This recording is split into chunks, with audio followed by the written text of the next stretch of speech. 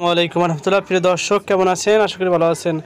প্রিয় দর্শক, আজকে একটি নির্মম বিভৎস ঘটনা আপনাদের সামনে তুলে ধরেছি। সেটি হচ্ছে ব্যবসায়ীকে পাথর মেরে হত্যা, যুবদলের দুই নেতা আজীবন বহিষ্কার। চলুন বিস্তারিত জেনে নিই যুগান্তরের মাধ্যমে।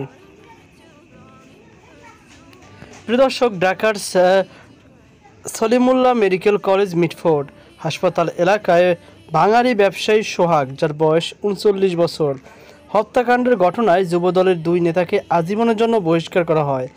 তারা হলেন যুবদলের কেন্দ্রীয় নির্বাহী কমিটির সাবেক সহ জলবায়ু বিষয়ক সম্পাদক রজব আলী পিন্টু ও ঢাকা মহানগর দক্ষিণ যুবদলের যুগ্ম আহ্বায়ক সাবাহ করিম লাকি। তাদের বিরুদ্ধে সোহাগের পরিবার পক্ষ থেকে মামলা করা হয়েছে।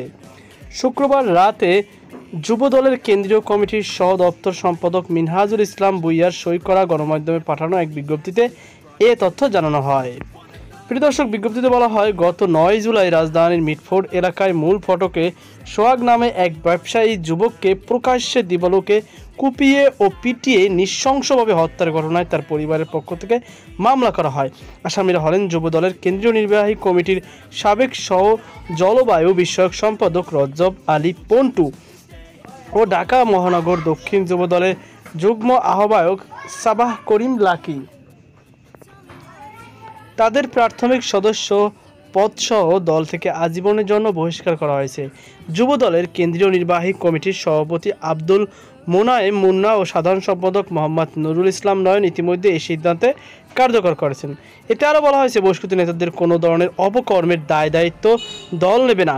যুবদলের সব পর্যায়ে নেতাকর্মীদের তাদের সঙ্গে সাংগঠনিক সম্পর্ক না রাখার নির্দেশনা দেওয়া হয়েছে। ওই বিষয়ে আইনশৃঙ্খলা বাহিনীকে কোনোরূপে শৈথিল্য না দেখিয়ে প্রয়োজনীয় আইনি ব্যবস্থা নেওয়ার উদ্যত আহ্বান জানিয়েছে যুবদল। এদিকে এই ঘটনায় অভিযুক্তদের আজীবনের জন্য বিএনপি বহিষ্কার করেছে জানিয়ে তাদের বিরুদ্ধে আইনানুগ ব্যবস্থা গ্রহণের জন্য সরকারের প্রতি আহ্বান জানিয়েছে দলটির স্থায়ী কমিটির সদস্য সালাহ উদ্দিন আহমেদ। প্রিয় দর্শক, আসলে মূলত এর ঘটনা হচ্ছে চাঁদা না দেওয়ায় ব্যবসায়ীকে পাথর মেরে হত্যা করা হয়েছে। প্রিয় দর্শক, ভিডিও ইতিমধ্যে ভাইরাল হয়েছে। প্রিয় দর্শক, এই ঘটনায় মূলত তাদের বিরুদ্ধে অ্যাকশন নেওয়া হয়েছে। প্রিয় দর্শক, এই সংক্রান্ত একটি ভিডিও ভাইরাল ইতিমধ্যে সামাজিক যোগাযোগ মাধ্যমে ছড়িয়ে পড়েছে। রাজধানীর চাঁদা না দেওয়ায় মোহাম্মদ সোহাগ নামের, যার বয়স 43 বছর, এই ব্যক্তিকেই আসলে মূলত পাথরের দিয়ে মাথায় আঘাত করে হত্যা করা হয়েছে। তো প্রিয় দর্শক, এই ছিল আমার সর্বশেষ আপডেট। আপনার কি মতামত অবশ্যই কমেন্টে জানাবেন। সকল বাধা পর্যন্ত আল্লাহ হাফেজ।